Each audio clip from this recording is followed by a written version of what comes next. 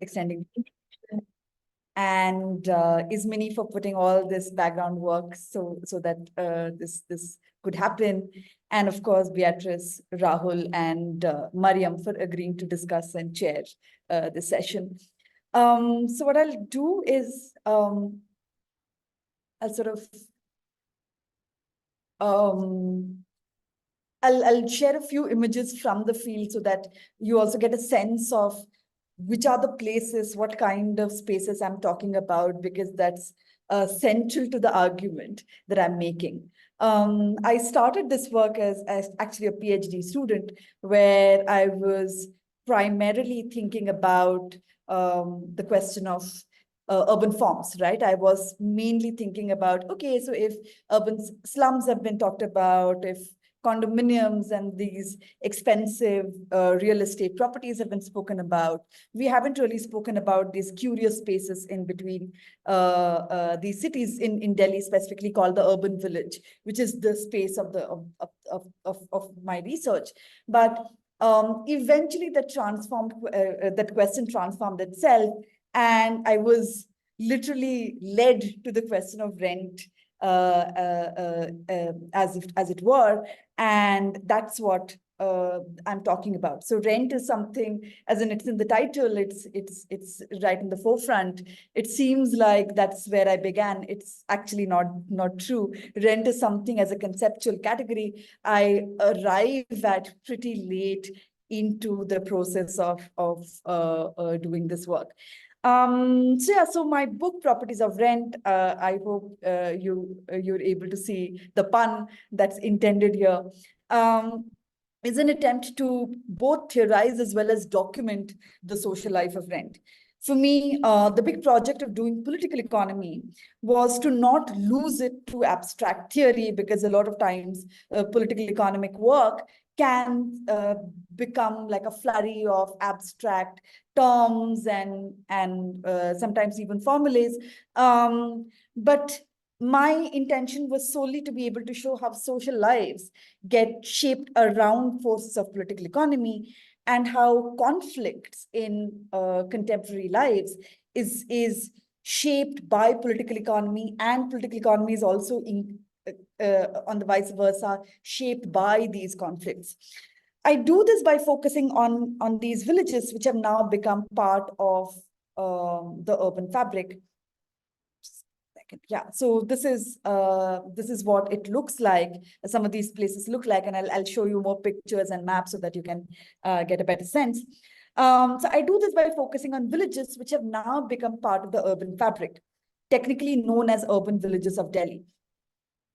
So this is the cover of my book, which is again taken from, it's a graphic illustrated version of some of the things that I see and talk about in the book. So just to give you a sense of the space that I'm talking about, this is a map of Delhi, and this is also how Delhi sort of expanded. So urban villages is an administrative term given to villages which came within the urban fold as Delhi began to expand post-1950s.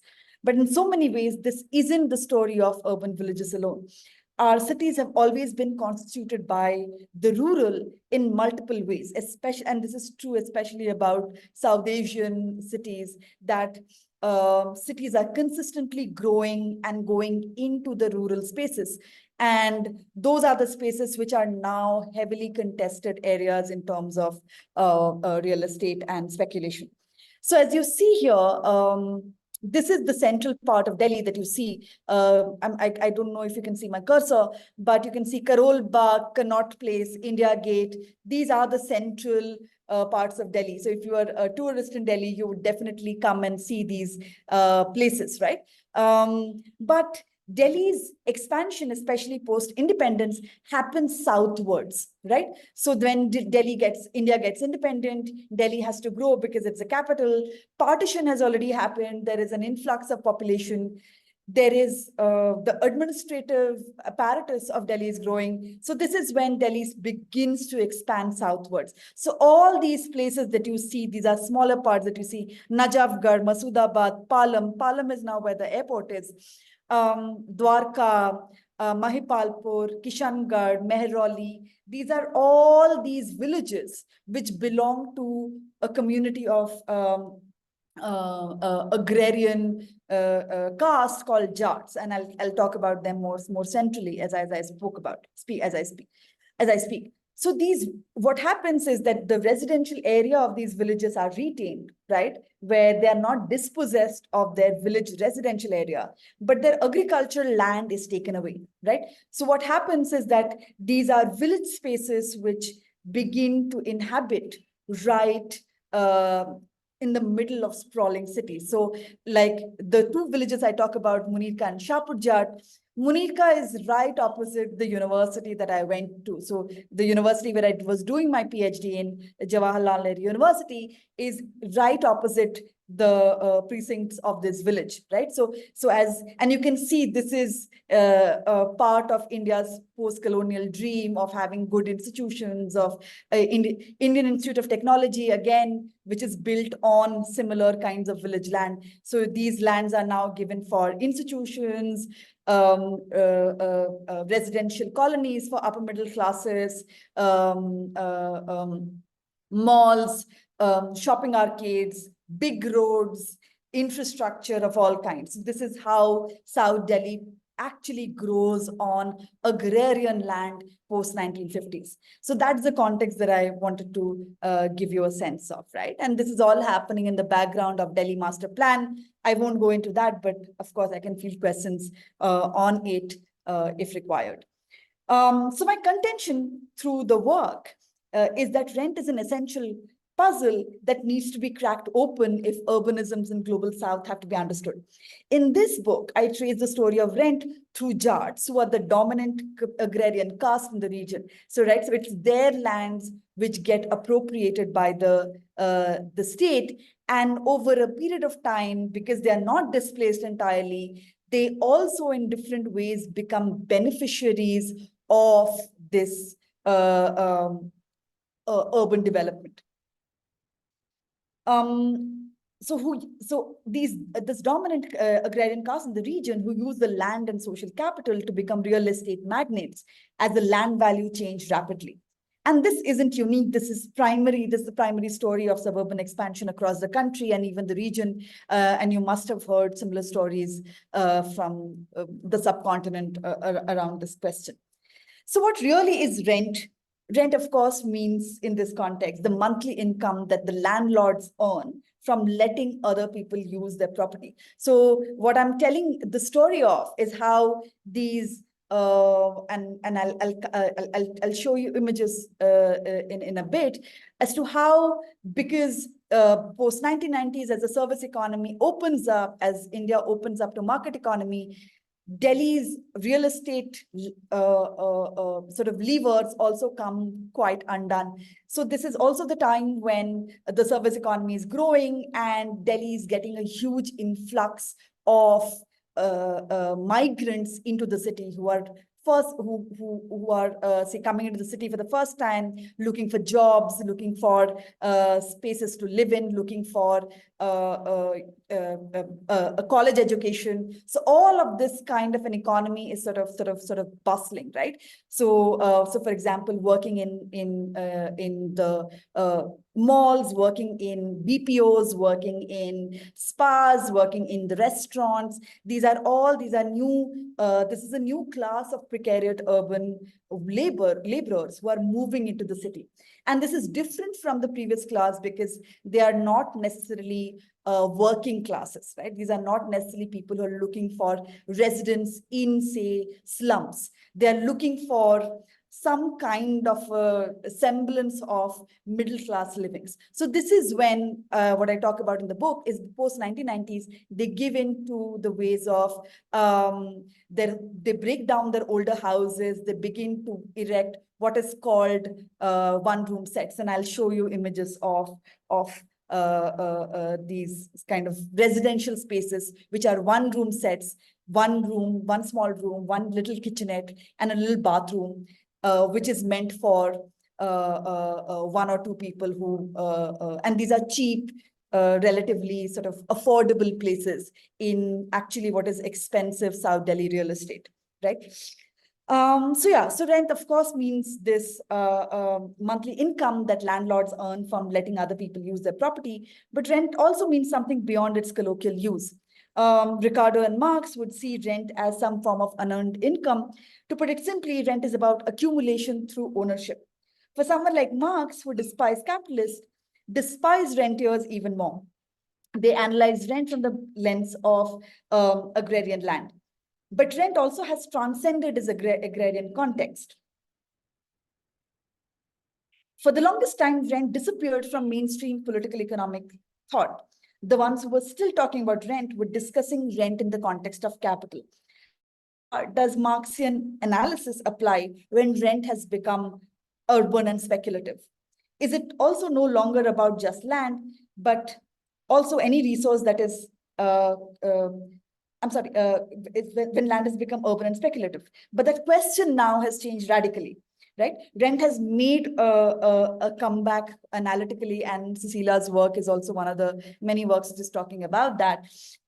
It is also no longer about just land, but also about any resource that is closely guarded. It could be software, it could be oil. What is important here for us to note is that if capital is a story of individual merit and worth, rent is always made operation by a collectivity and by power grabs. In this book, I talk about how this historical feudal dominance transforms itself into an urban landscape. And I look at two villages, Munirka and Shahpur Jat. Both are located amidst prime real estate in South Delhi, 5 kilometers apart from each other. Between 1960s and 1990s,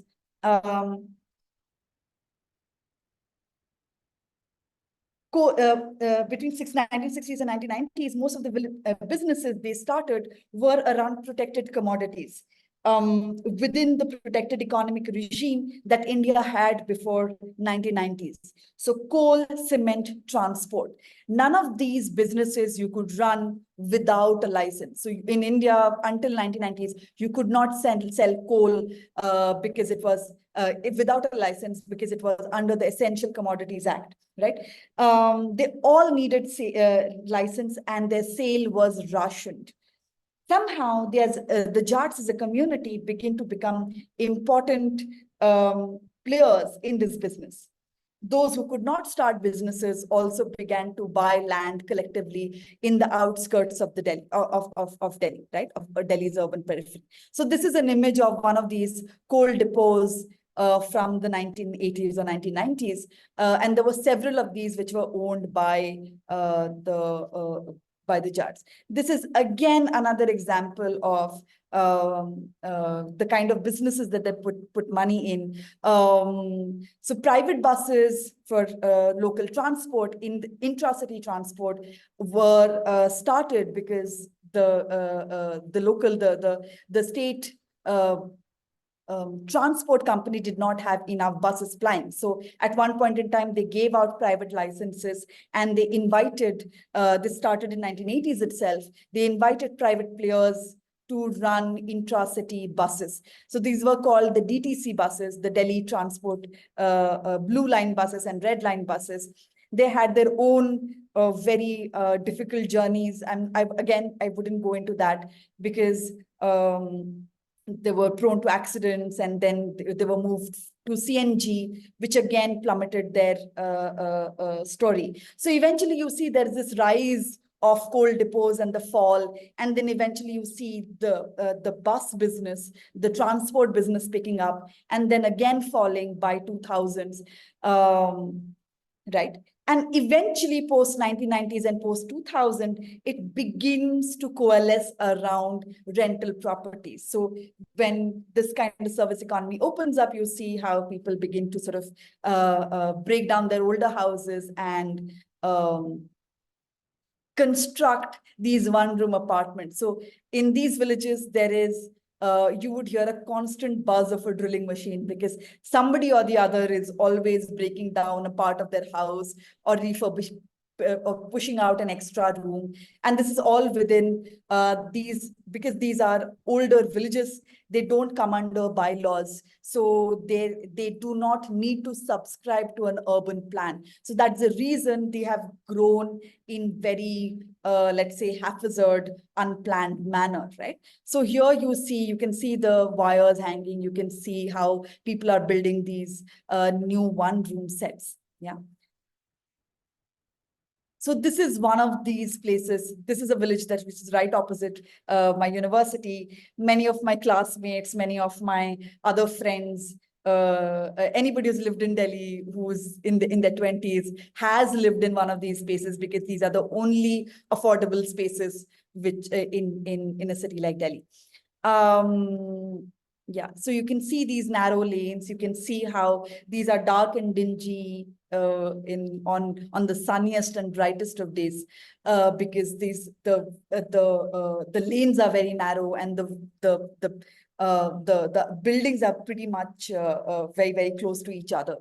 China has something similar. They're called kissing buildings, I'm guessing, yeah, in the Chinese context. So it is only in the 1990s, as the economy was liberalized and manufacturing gave way to service, Delhi witnessed a spate of migration. That's exactly what I was telling you about, that these are the new inhabitants of the city. They are educated, they are aspirational, they want to make it big in the new India, neoliberalized India, so to speak. And there is another village which I looked at, which had given way to manufacture. So this is Shahpur Jat, which was farming land till 1978. And finally gives in way to a manufacturing space. So the outer spaces of this village are now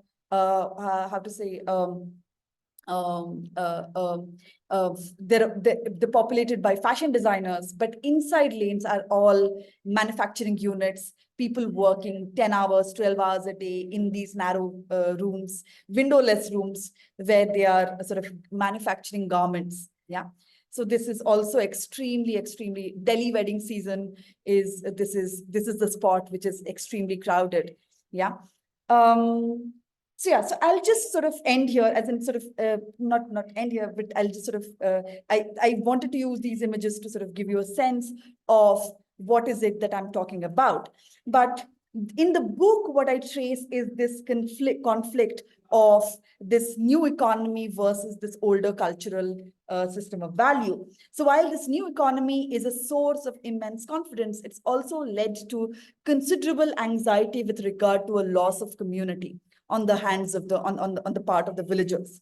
On one hand, it intensified competition and allowed more people, like more villagers, to think about themselves as individuated economic actors. So people are thinking about, oh, how do I break my property into 5 rooms, 6 rooms, 8 rooms, right? There's also the time when a lot of property feuds are sort of cropping up between brothers and relatives. But on the other hand, this has also made Jats increasingly protective about their own turf, the culture, the identity, and space. And I'm saying this is what is possible. This is happening also because this is the kind of conflict that rent generates, unlike capital.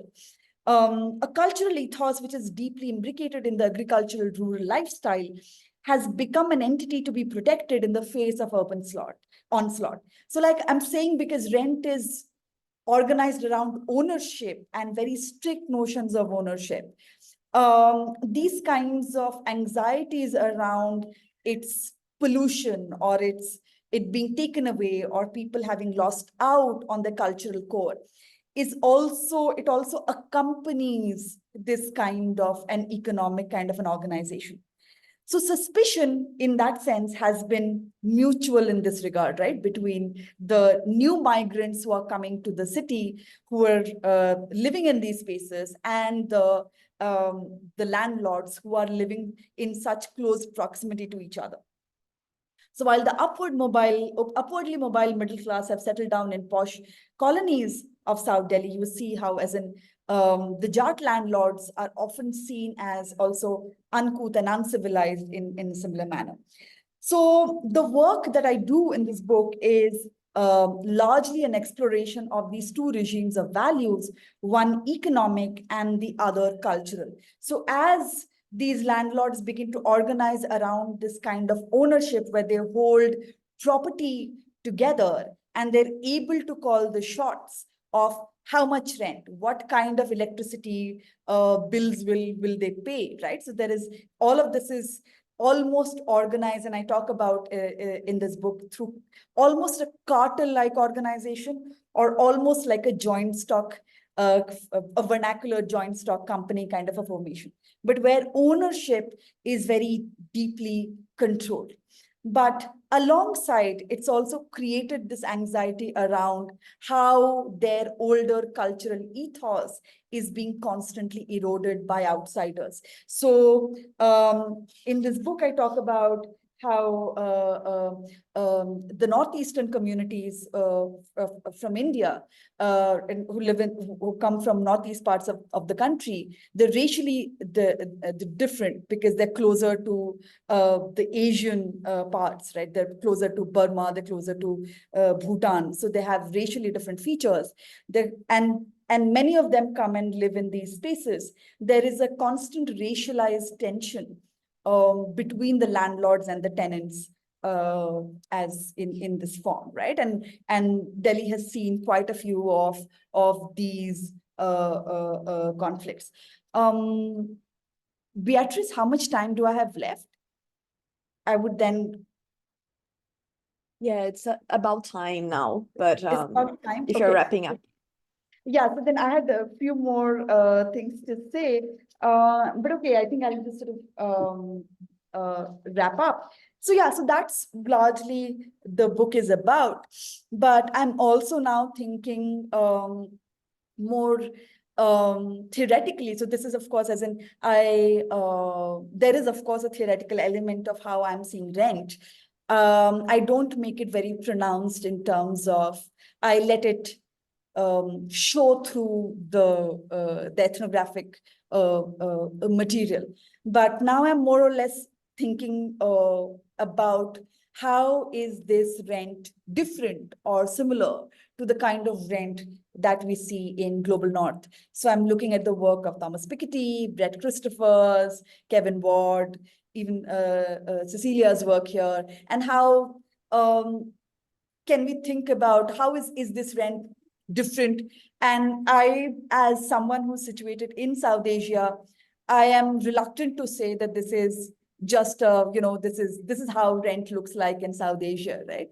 I'm quite certain that there are ways in which this rent actually, this form of rent your organization speaks to the rental and the kinds of rent and rent your economies that are being spoken about in the Global North. And I'm happy to talk more about that. Thank you so much. Yeah. Thank you so much, Sushmita. It was super interesting, at least for me, to expand the notion of rent, and also to go more into the details about the I really love the cultural value and this notion of rent going beyond economic value, and that will be a super interesting topic for conversation later as well. But now I would like to invite Mariam. Mariam is a postdoc working with the Global Commission on the Economics of Water, and her research focuses on the political economy of basic services. And I think she's going to talk a little bit about the social dynamics that have enabled rents. So, Mariam, the floor is yours. Thanks, Beatriz, and thanks, Sushmita, for having, for giving us the chance to read your book and discuss it with you further. So I've totally enjoyed reading it, and it was quite refreshing to have this text that talks about people and the process of disposition of land through a different, more different perspective that see the autonomous approach of those people who are often portrayed as victims and not necessarily people who can have agency on what they do and how they deal with the change. So it was really interesting to see how the villagers or the Jat caste has transitioned and has navigated the continuous changing in their environment and landscape through transport, construction, and eventually rent. So yeah, I just wanted to highlight some aspects that I think stood out to me. Which the first one is the solidarity between the communities in shaping their space, protecting their culture, um, and yeah, their class and their social traditions, especially when they started receiving the northeastern migrants for work. And it was really interesting to see also the solidarity not only within a class, which is the job, but also the solidarity that connected this class with the Dalit, which is the marginalized class in India, especially the Jats ones that you talk about, and how they did create these channels and bridges between themselves to navigate the changing environment and increase their potential of land grab and progressing their economic status in general, and even that transcended to more even the political participation of the Dalits or the Jats and how they approach their collaboration. On the other hand, you also talk about the division or the contrast of uh, that happened between the different Dalit groups and how some of them were managed to collaborate just because they have this relationship with politicians or the Jats, while others, which is uh, the Balmics, were more enclosed and had less opportunities just because of their localities and where their geography stand in terms of the Jats, which is the more higher level class. So um, this was a key thing that I felt is quite unique, and in that comes the aspect of you talked about in your presentation about how the dilemma of the loss of belonging and culture when those new tenants came to occupy that land. And my question here is what do you think is the long-term effect of that feeling of loss of belonging? And you even mentioned the loss of masculinity and how the Jats felt that they are losing just because they are forced, as you said, the majburi term, to rent out to people who are um, less less of a class to them, or that they are different in terms of their traditions and culture. So what do you think is the long-term repercussions of this transition or this forced diversity in these lands regarding the social life of the agrarian community?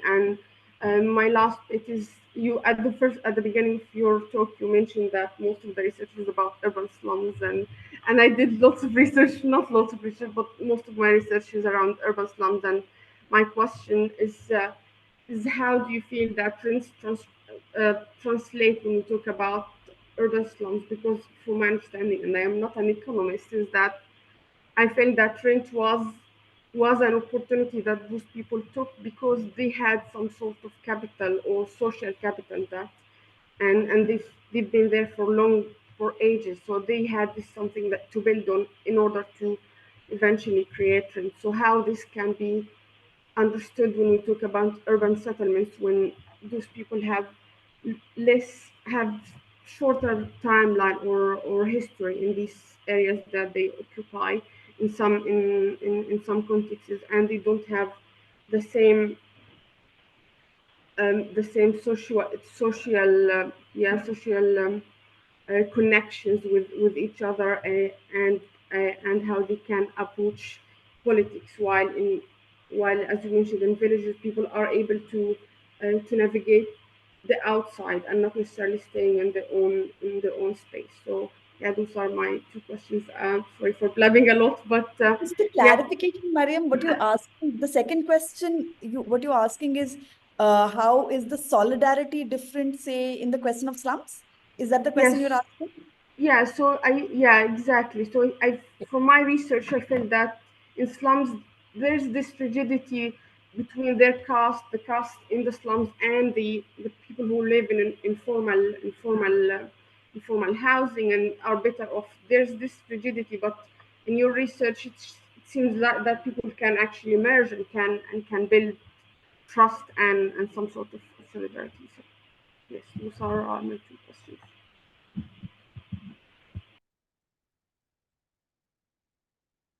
Should I take these questions or should I take questions together? Yes. Yes, I think it would be nice to first answer Mariam's and then Okay, cool. yes, Rahul. So, yeah. Thanks, Mariam. These are great questions and great observations, and I'm really glad you noticed some of these which were left quite implicit in the work. So yes, one of the early learnings that I had while I was when I was looking at the question of solidarity, right? Because these are also a community which are very strongly historically rooted in terms of a kinship, right? And they've always lived in close proximity to each other, and they continue to do so in most cases. So then the question of solidarity is hugely important, right? But one of the early learnings from one of the sociologists, which is Dipankar Gupta, who's written a lot in Indian context, is that the question of the aspect of solidarity is almost always accompanied by competition, by dissatisfactions. So solidarity and sort of cleavages sort of go together, and that's what I sort of it gets animated as it got animated more and more as I sort of did more and more field work, because yes, Jats do seem like a collective entity, but in a lot of ways you see that they also have different kinds of factions, different kinds of interests. They are not always from the same economic class, so they have very different interests. So even if they do work cohesively in many, many ways, and that also extends to when we look at the village in specific. So there are ways in which the Jats and the Dalits also come together for getting few things done, but there are also ways in which they are all quite opposed to each other, and there are all kinds of conflicts that are there between them. So for me, solidarity and conflict were sort of built together. Long-term implications of what I say, I wish I had a good answer to this, but a lot depends on how things move, right? Towards the epilogue, I sort of hint at a few things, right? And I finished the book around COVID, which is when, and also the economic downturn, which is slowly catching up. It's not actually slow, it's not slow anymore. It's been quite at the heart of our conversations in India, which also means that there is a rise of unemployment. People are no longer the boom that 1990s saw, early 2000s saw. That's no longer true, right? So then that also puts forward questions of what is really the future of rent or this kinds of property and villages if this economic downturn is for here to stay, right? And I end the book with COVID and people fleeing from Delhi to their hometowns. What does it say? Because so far we had assumed, right, that property is a no-brainer, right? Investing your money in homes and in property, and especially in a city like Delhi, is it'll always give you returns. It'll always you'll always be sort of like you'll make money out of it, if nothing. That's not true anymore, right? And we're seeing there are sort of the future of sort of property and investing money in homes is not necessarily here to stay. So that's one one direction in which this conversation could go. Another important conversation could go, it's also in terms of infrastructure, right? So I'm talking about poorly built houses. I'm talking about buildings which are not particularly safe from fire hazards, or have sort of, have escape routes, or and we are seeing especially Indian cities at the heart of deep ecological crisis. And I only see, with heat increasing, I only see more cases of urban fires, more cases of a lot of these manufacturing units in the last 2 years have caught fire. In the last year or so, we have seen pretty horrific cases where manufacturing units have just set ablaze because they're always working with flammable stuff. So then there is that other kind of, and then towards the epilogue, I also talk about one entire building coming crashing down because, well, who knows? Yeah. So then there is also that kind of a crisis that this kind of an economy may see. Yeah, so I'm not sure which, or probably nothing happens. Probably everything comes back to normal, and these landlords are able to say garner more and more. But what I'm seeing is also that the landlords have sort of made money and sort of, or are doing, say, relatively well. They are unwilling to stay in these places anymore. They find these places uninhabitable. They also want to leave these villages. They also want to, say, move into upper middle class localities for better social standards and better amenities. So there is also that trend that I could witness. So I'm not sure how. Yeah, it's really up for grabs. The other question about solidarity, how is the solidarity different in slums? A lot has been written about solidarity and movements of urban slums. Pastor Chatterjee's book famously has talked about politics of the governed, which would talk about solidarities which are made amongst a population which is already very, very, let's say, precariat, which is already quite marginalized. So yes, and there are many books on slums and solidarities and their movements around housing and work and other things in different contexts. For me, this was different because they are not precariat in the way that slum dwellers are, because they have a historic claim to the city. They have a place in the city, and they have their kin structures firmly rooted in Delhi's economy, and which is their claim also onto the city, right? They'll constantly tell migrants, or their grouse against Delhi residents is that you haven't given us our due. We are the original residents of the city, and Delhi hasn't treated us well. We have made space for migrants, but the city keeps looking down upon us as uncouth, as uncivilized. Our children can't go to the same schools, even if we have the money, right? So there is that kind of a tension with the city as well. But this solidarity is different because there are historic claims on the city which slum dwellers don't quite have. They constantly have to prove, like that's the other challenge. The slum dwellers have to constantly prove that they are the people who are making the city, and they have a right to be living in the city. Yeah. Nice.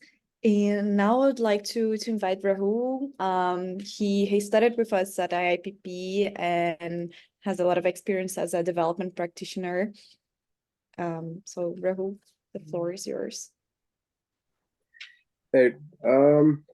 So because of how amazing this whole piece of your research is, Sushmita, it's very hard to sort of keep it brief. But I'd just like to, first of all say that how authentic this piece of work is. And having been from Delhi, um, just the way the book takes me to the parts of the city where I've been and never, really understood it the same way. And after reading this, I'm so grateful to just this piece of research being out there for everyone from the city to understand it.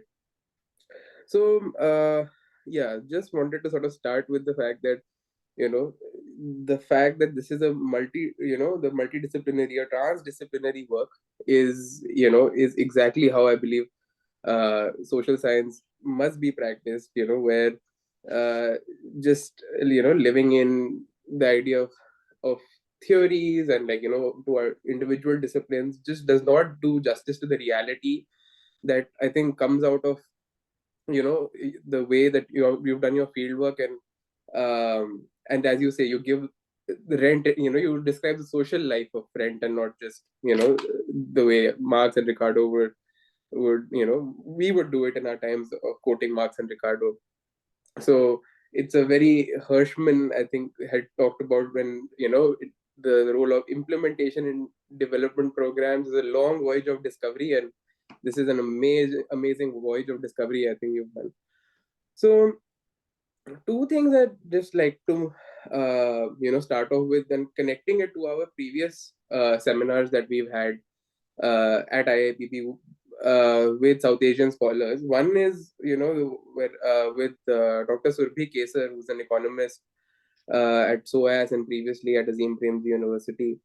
And how, she in her research clearly shows that, when we are looking at development and economic growth and the processes of Lewis and Kuznets, um, and how the South Asian, case studies like the one you also present from South Asia do not fit into the theory of, these the European experience of the Second World War, and how a lot, and that being the popular imaginary has kind of, of making the city as, the Europeans were doing it back in the day, and, planning in a similar fashion, and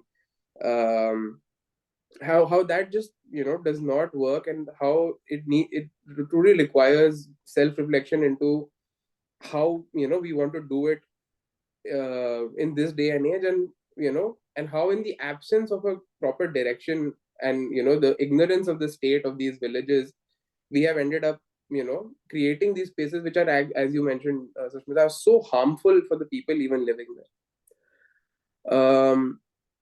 The second thing is, the second talk I want to connect it to is by Professor Dr. Akshay Mangla, who's at Oxford, and how he talked about how the norms and interactions with the citizens, the way they shape bureaucracies, right? The passages that you bring into the book about your experiences at the Department of Land Revenue, and how the patwaris and etc. The characters sort of come alive, and when in their exchanges of that, oh, the only way we understand it is because we do it every day. We can't really have a process. We don't really have a process to explain to you, and and sometimes we ourselves don't understand it, and we just follow the bureaucratic process of just saying please comment and ask someone else to explain it to us so that we can make sense of it. So how bureaucracies also play such a crucial role in this. And yeah, continuing on this, just the point of the bureaucracy.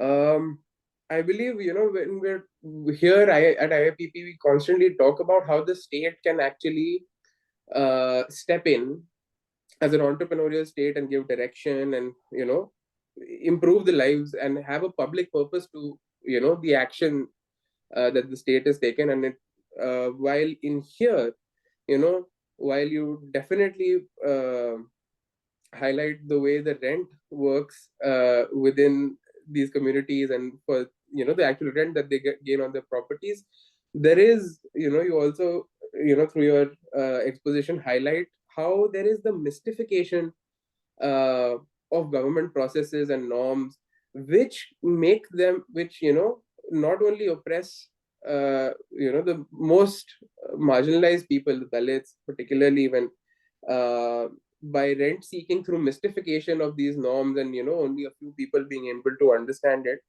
So given all this context, and as Beatriz mentioned, I've been a practitioner, so I come at it from what should we do different, and what can we do different. So a small case study of what I mean by possible action to improve things in the city of Mumbai. There's an NGO, civil society organization called the Community Design Agency.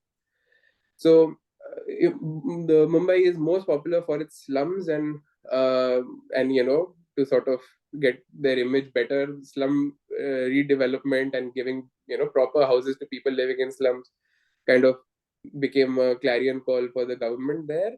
But the moment they did that, a lot of the informality and cultural and community services that used to help a lot of these working class people living in the slums, with systems of care, and with various other things that a community provides for, just became absent in their lives, with these new high-rise buildings housing these former slum dwellers.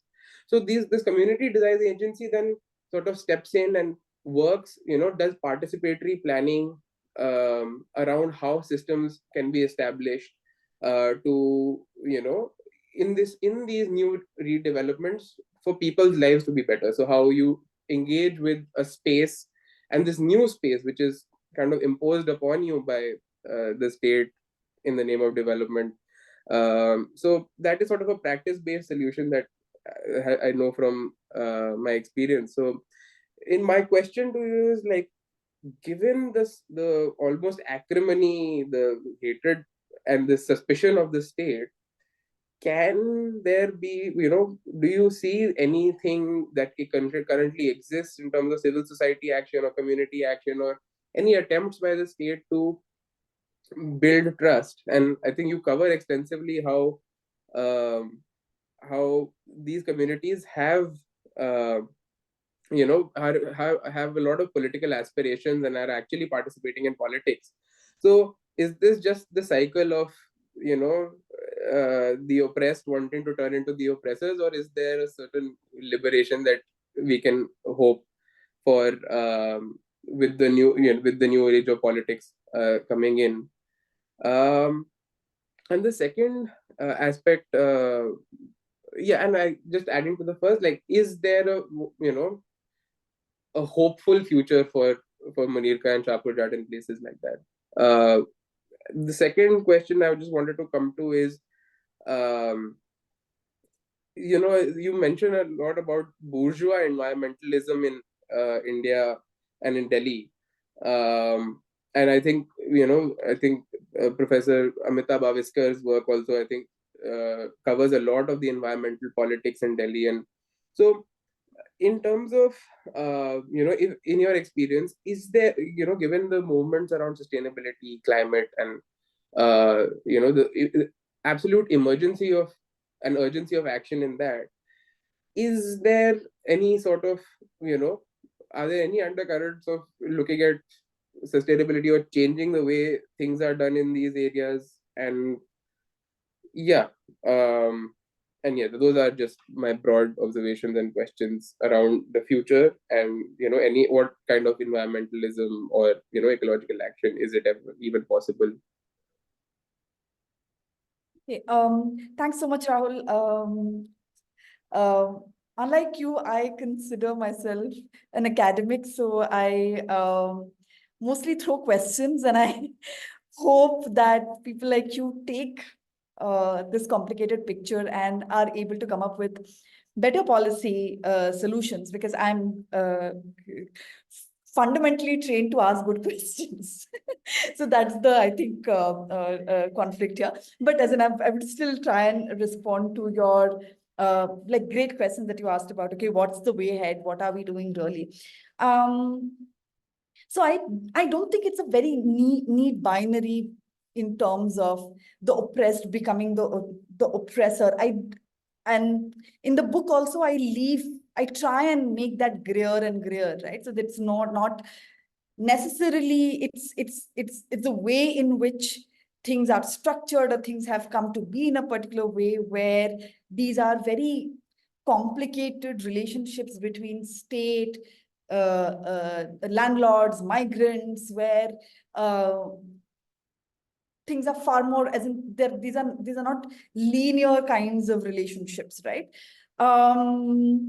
So yeah, as in when we look at the, and I think primarily this is the question of and this is what the first one or two chapters are about, where I talk about the large absent state, right? The reason why these kinds of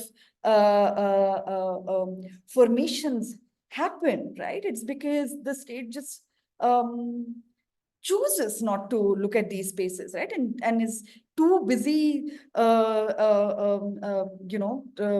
making the rest of Delhi, whereas completely ignoring the ways in which the subtext and the undercurrents through which these spaces are being shaped and morphed.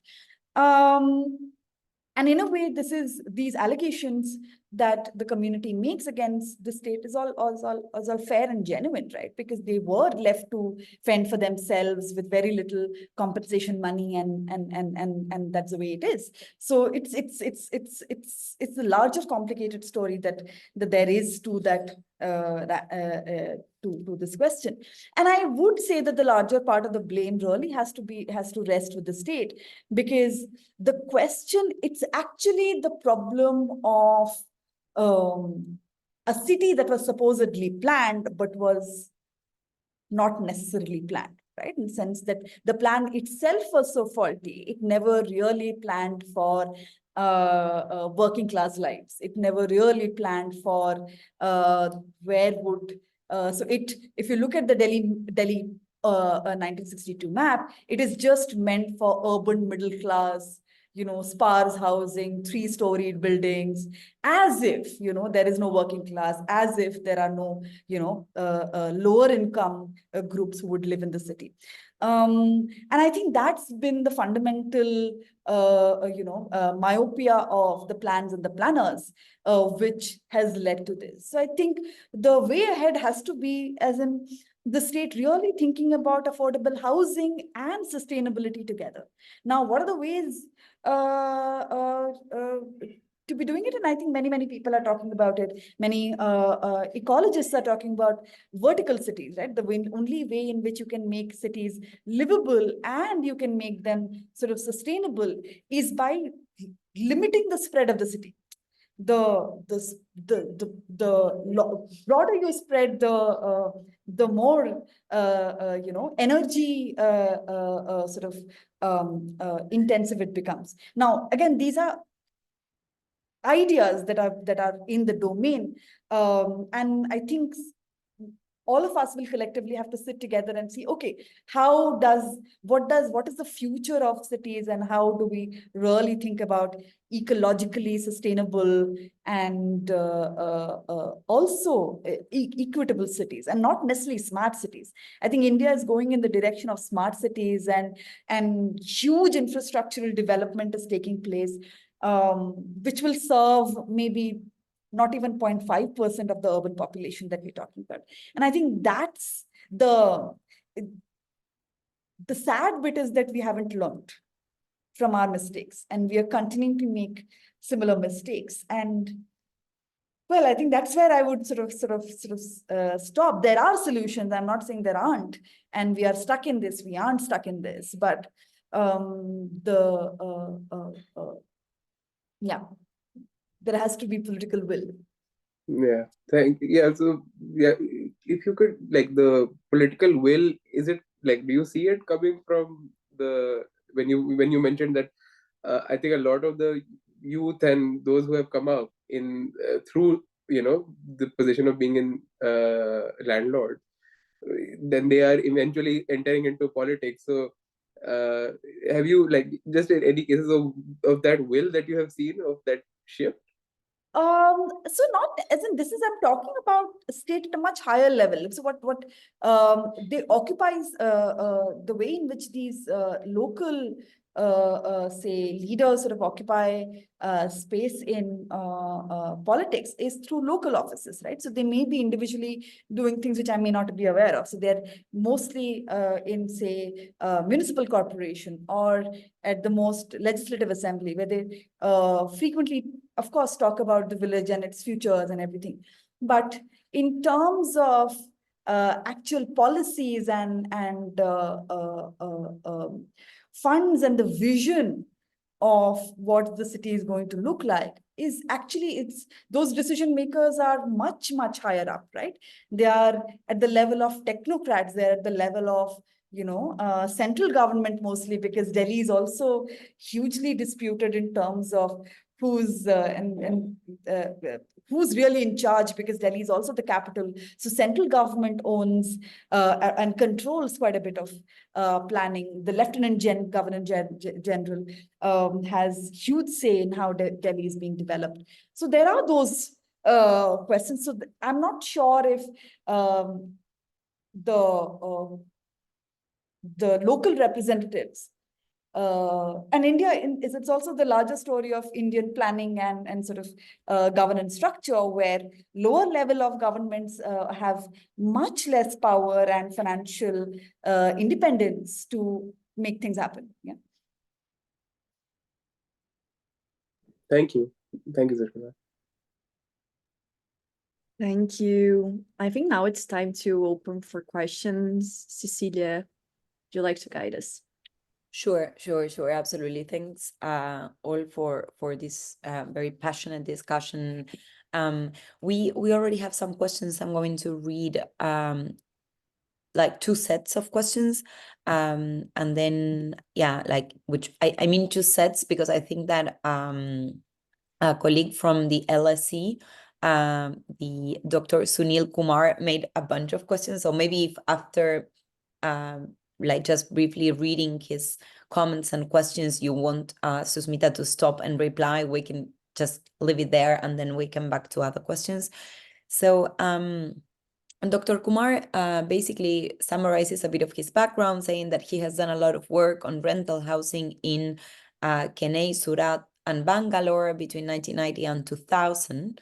And he was wondering how this work compares to the urban villages in China, especially southern China, where village residents have engaged in property for manufacturing as well as housing for migrants. And then in terms of rents and ownership, he says that not necessarily the case, as most of the work that he has done on rental housing involves occupants who have illegally, quote unquote, illegally occupied land and who rent out rooms. So he wonders whether the idea of de facto ownership could be taken into account. And then he also asks, I'm reading all his questions as a whole, and then we can go back to you. Then he also asks if you could say more about rents and caste, specifically the cultural role of rent and the Jats community, Jats. How may it differ from other cases?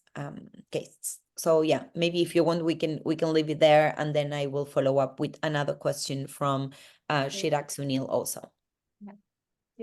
Thanks, Sunil. I've read your work with deep interest, and it's helped me a lot in my work. So your questions isn't how does it compare with China? I haven't gone deep into the Chinese question, but from what I've read, it feels like a lot of it's similar story, right? In terms of how the kind of state neglect and how these urban villages sort of come up, and how post 1990s this this whole urban villages comes up as a new form, right? In terms of very happening economic spaces where there's a lot of manufacturing, or possibly even there are villages which are apparently dedicated to just fake art, right? There are artists who are just making fake art there, and all kinds of enterprise, right? So this is, I think in that there is great deal of similarity. I think where it could possibly be different is the question of caste, right? I'm not sure whether how the local villagers within these Chinese villages, how do they relate to that space and to migrants? That I think that's something I've not read much up on. And maybe you can tell me more about if you know some of this. But in terms of the form and the trajectories, I feel there is a great deal of similarity. And that I'll probably then take the question of caste as well. So yes, there is a way in which, and I talk about it in much more detail in the first chapter, where I talk about the way in which Jats as a community are historically different, because it's been historically associated with land, right? And they have had a longer association with land in the Northwest region, which leads to a particular kind of, let's say, a transition in the post 1990s when speculation really enters the game. But by and large, because of their association with land, so to speak, which could be similar in some ways for Gujars as well, which is another community. But I think for the Jats, it's much, much more stronger. And that's what leads to this kind of an afterlife, let's say, of this kind of a communal kinship-based notion of ownership and land. Your second question about illegally occupied land and who rent out rooms. So this is a blurred boundary, so to speak. So of course there is a Lal Dora, right? So the villages are sort of on the map, on the revenue map, they're marked out by a red line, in which, say, the village is supposed to be. But of course the villages have spilled over onto, say, what was the land that was, say, acquired by the state already. So that is a bit which is on the outside of the village, the peripheries, which look out, and which is also again prime property because it's looking out to the city, right? It's facing a major road, or it's facing JNU, Jawaharlal University, or it's facing a residential locality. It's facing the city, right? So it becomes prime real estate in so many ways within the village. So as a result, what's happening is there is that kind of that strip is considered to be illegally occupied land, which is then, of course, which has happened through consistent land grab and so on and so forth. Yeah. So I hope that answers your question, Sunil, but happy to talk more maybe some other time. Yeah. Well, actually, following up on that, while you were answering, Sunil followed up also on the chat, and among other things, he left his email for you. So I don't know if you can then see the chat, but in case you cannot, I can share it with you. I can see. And just his follow-up before I move to another question is that his understanding of urban villages in China versus local states is that in northern and eastern China, the state has been able to compensate and remove local villagers. And in southern China, the local state is not that financially well off and has therefore partnered with urban villagers.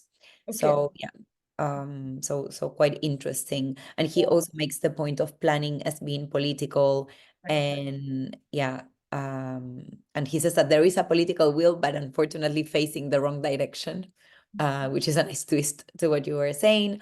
I will just go therefore to another question about the Vinder Saint, who wonders about the feasibility of the transformations or the policy proposals or what can be done in this context. And then if you want, we can also add another question by Chirag Sunil, who says, how can properties of rent can suffice the needs of politics of accommodation of the population? Do you agree that political parties in India will adequately aggregate the interests? So a bit about the politics and the feasibility of transformation, I think.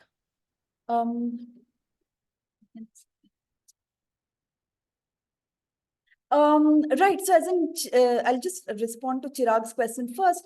Chirag, I think I was sort of responding to it when to Rahul's question. So there are ways of thinking about what we specifically look at Delhi as a city, and maybe this is true about, and not maybe, this is true about all cities, is that we have fundamentally not planned for working classes. We have fundamentally not planned for affordable housing, right? So whatever we see in the form of affordable housing, A, is either not affordable, B, it's too little, right? So either way, what we're doing, so the larger conversation where this work is also situated is what I think Sunil has also sort of referred to, is that, and this is Ananya Roy's work by and large, that plans in fact force people to squat. Because planning says that, okay, only this kind of housing is legal. Only if you do A, B, C, D, E, only if you build particular houses like this in this region, only then will we give you the permission, etc., and all of that, right? So ultimately what happens, and if you've not created space for the working classes, where will they go? You're forcing them to squat. You're forcing them to sort of build slums and live there, right? There's a great film on this. I think it's a 1980s film. It's called Bombay, My City. It's by Sunil Patwardhan. Sorry, Anand Patwardhan, not Sunil Patwardhan. It's by Anand Patwardhan. It's a great film which talks about this kind of deep divide, right? Where the same people who are building our infrastructure and building our houses are people who are being turned away by the city, right? So what kind of a city we have sort of imagined for ourselves is fundamentally an unequal one, right? It's so that's, and whether political parties in India will, so that's, I think that's at stake, right? Isn't what kind of political will that there is very little in terms of genuinely thinking about a livable city, because and this is also the way in which our voting cultures have moved, that we are constantly talking about cities which have to look glitzier, right? We are constantly celebrating, say, some bullet train in India or some gigantic ugly dam or a bridge, right? Whereas but whether it's making cities more habitable, whether it's really something that a bulk of the city will be using, whether it's something that will sort of make cities more and more sort of ecological, I don't think that's the direction that we are going in. Devinder saying, so your question, as in I agree, as in I'm not disagreeing with you here. I think it's sort of related. I think it's a comment and not necessarily a question. So yeah, so the question is not whether all of this can be legal, as in because as I was sort of highlighting that what the state terms legal is a very narrow sliver, right? If you look at Delhi's property, 96% of Delhi's construction is illegal, right? Because there is something or the other which quote unquote doesn't follow the plan, right? And it's a range, right? And this doesn't just include housing of the poor. It actually includes the housing of the rich as well, right? If you look at even neighborhoods of upper middle classes, there is a lot of violation there. But the question is, when you look at the perception of what is illegal and which houses are, and if you're following news in India, you would know that a lot of houses are now being bulldozed, right? And a lot of, in the name of being illegal property. But what is seen as illegal, what is the perception of illegal, is very different. It's only a particular kind of a house which looks like something, which looks poor, which looks quote unquote not aesthetic. Those are the houses we will sort of, or residences or kind of constructions, we will sort of go and the state will sort of go and bulldoze and break down. But the ultimate question is that, well, yes, that's true. 97% of Delhi's construction is illegal, right? Well, if I may follow up, I wanted to ask you a question, but also kind of like, in a way, I think that it fits perfectly where the discussion is going, because there is this tension of legality, if what, and which definitely refers to what we consider as property. And I think that there are different ways about thinking about property. And I know, for instance, that Mariam has done a lot of work on the commons, and this also links me to, yes, a completely different setting, because it's Germany, who is a core country.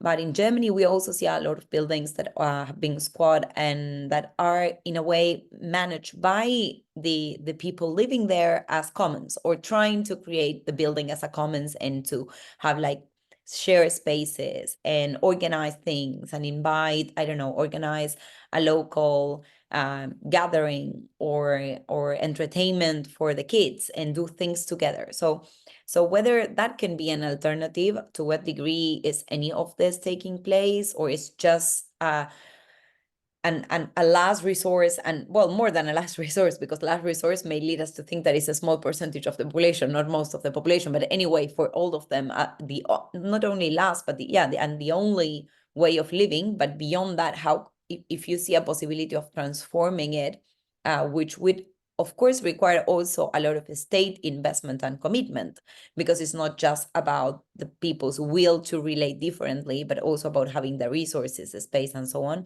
But yeah, but whether you have considered in your research, or whether you have seen in your field work any attempts to think of buildings as commons. Thanks, Cecilia. That's a great question. And this was actually true for the late 80s and the early 90s, where there were a lot of smaller movements, sometimes neighborhood-based movements, even all the way up till, I think, early 2000s, there were sort of they were there, right, in terms of talking about regularization, talking about residential right, the right to be in the city, right?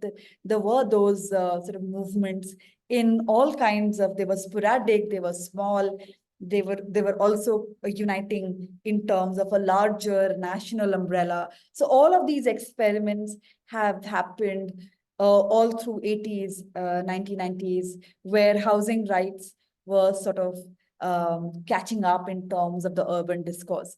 But that is sadly sort of, I think, and I wouldn't necessarily just put a picture alone. But yes, I think post 2004, post 2005, when there is a lot of emphasis on the city being transformed and it has to become a world-class city, the state turns its face very differently in terms of how it views the poor, right? And the state violence in terms of demolitions, etc., picks up a different kind of pace, right? But it doesn't mean that those kinds of movements entirely sort of disintegrated and vanished. But in the last 10 years or so, I would say that this kind of an onslaught has become even more intensified. Yeah. And if you just Google news from Delhi or even North India or something, there is a lot of demolition. There is a lot of sort of, and G20 just recently concluded in India, and that also saw again a huge spate of displacement and and violence.